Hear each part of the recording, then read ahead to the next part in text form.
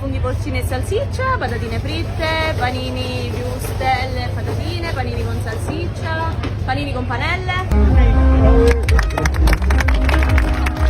L'invito innanzitutto è di venire a Caronia. Poi se volete un piatto di maccheroni che ben venga. Maccheroni, suino nero. Poi abbiamo anche tagliatelle ai funghi porcini. Abbiamo già servito le prime bombette, i nostri clienti sono già contenti. Porcelli a porcini, li aspettiamo numerosi. Troverete anche la crepe ai funghi porcini e al ragù di suino nero. Questa è una pizza fritta che abbiamo impastato qua direttamente e abbiamo farcito con funghi porcini e salsiccia e poi fritta.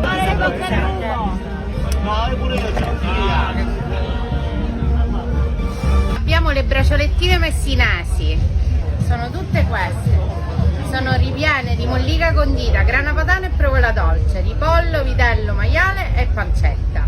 Noi veniamo da Mottodaffermo, noi iniziamo molto bene con un fungo fritto e un panino con la porchetta. È una birra artigianale. Noi facciamo una pizza strettamente siciliana con farina di semola, accoppiata con una bella birra alla sfina, diciamo che è la tradizione anche della serata. E poi facciamo anche la salsiccia che oggi è da protagonista, insieme ai funghi, con la crema dei funghi, quindi sempre di nostra produzione.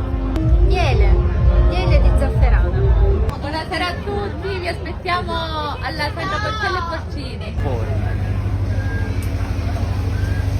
Stigliola e salsiccia di suino nero di nebbia. C'è un pochettino di nebbia, Quella nebbia che ci piace. la nebbia quella buona. La festa è iniziata, abbiamo tagliato il nastro, adesso ci dobbiamo soltanto godere questi 3 giorni, stasera, domani e domenica. Invitiamo tutti a venire a Caronia e per trascorrere un weekend di relax e divertimento. Troveranno 15 favolosi stand con quasi tutte attività locali, qualcune del comprensorio ma comunque tutte della zona, dove potranno degustare magnifici piatti a base di suino nero de Nebro, di funghi porcini, street food in genere, e troveranno un vario assortimento di artisti, spettacolo, divertimento e cultura.